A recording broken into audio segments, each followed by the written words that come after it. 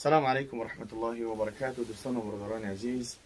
پیش از هم از ازتون خواهیش یعنی سیل رسوجدت نکنین و برادر یعنی خطاگی میکنه. پیغمبر خدا صلی الله علیه و سلم فرمودن که کلنا خطاؤون و خیرون التوابون.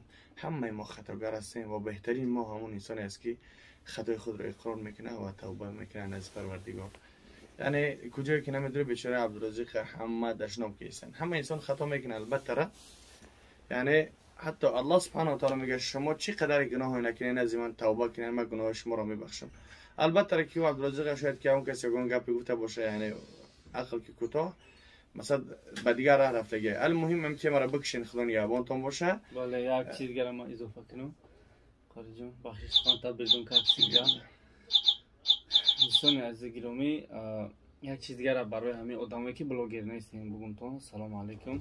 گفتم برای عزیز یک چیز ایده مثال بسیاریات بلاگر نیستین بسیاریات میبینین در ایموشن میبینین مثال زیغ میشین یا که گیزاله میشین اخیرا نه ویدیو سیونکا میکنه در یوتیوب میپرتین و یک چیز دیگر فکر کردین که مثال بلاگرها لبوی وقت لبوی خیمتون چون مقصد ای در چی صورتی باشه پلاژن باشن ببرورن و مثال یک گپ بگم که آینده 10 سال پس هم او چیز ایزا نکشن. اینا بسیار بلاگر نسی ویدیو میکنی باور که برادر همون ویدیو ترا یک کس دیگه میگه در کانالش میپرتویا تا یک هفته پس اینا مقصد هیچ هم نشد حداقل یک ماه پس شیمون میشه و پدر مادر میبینه ویدیو که اکورات کنه گپای بیزه گپای حرام بسیار گفته یعنی خیلی ایزا میکشه همون چیز با رو دادید کردن نمیتونی با میگردید دمدمیان همون آدمی که ویدیو ترا پارتر بگیو دادید کرد در کون نیست همین بلاگر نیستین لذت نکنین یا گام بزنید گپ خوب بگو. اینا ما هم فکرمون گفتیم اینا ما هم گفتم که عبدالرزاق نی پروفایل کاری خوب نکرده نه که ما قرارش نکردم که قرارش نکرد که با خاطر نکنین همین چیز را کی پشیمون میشین. برادران عزیز نگفتن امروز در شهر یکترینبورگ دارو حوزه اکت رفته یعنی رس پرنداژ رقم های در اکران میبینید. یکترینبورگ نوشته برای شهر یکترینبورگ حجامه و داروهای گیاهی سوپر اکس رفته است.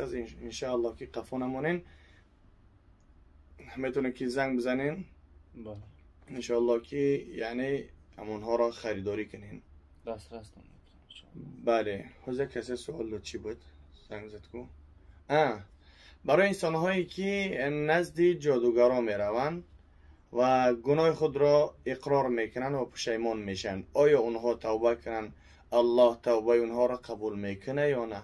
البته توبهشون قبول میکنه. برادران عزیز اپا خواهر و اکو دادر اکثریت که شما را میبینین بین همین اپا خواهر و اکو دادر هست انسان هایی که باید به سحر و جادو مشغول هستند پیش جادوگرا رفتگی هستند پیش فال بینا.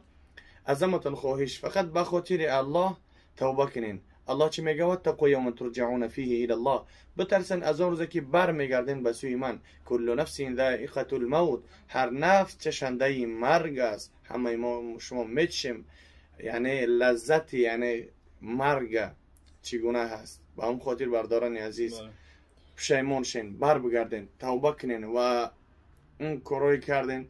اکثریت مردم در جهالتی در حالتی که زورش میاد یعنی مشکلات که زیادش میاد خیال میکنه که اونها آسان میکنن.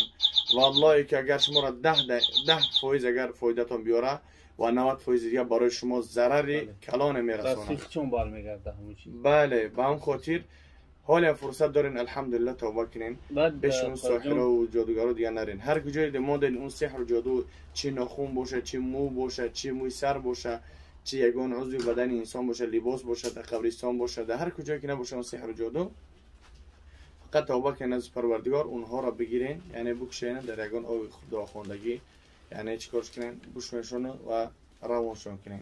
یک چیز دیگر راست دیگه ما وقتی که چرا رکلام میکردم یا برادر تاجیک دیگه بودم خیلی دوره ازر و جین چخلی که خمون هم دوره میفروشه پرسید گفت همه مثال چخل گفت نه هر وقتی که رقیه میخونی جین به طاقت میشه میسوزم میبره نه که چخه ای دورو میبره میره همین در میخواهم یک چند سخن کنم بسیاری ما را پرسید بودن رسید چند نفر برادران نگاه کنین حدیث ہے کہ حضرت رسول الله صلی الله علیه و سلم میگه که هر نفری که اگر هر صبح هر سحر خسته 7 خرمای مدینه خرمای تازه مدینه را اگر بخره از همون سحر تا به شام تا به وقت خفتن و خوب کردن در پناه خداوند است از سحر، از جادو و از ضرر جین ها اصلا نگاهش می‌داره.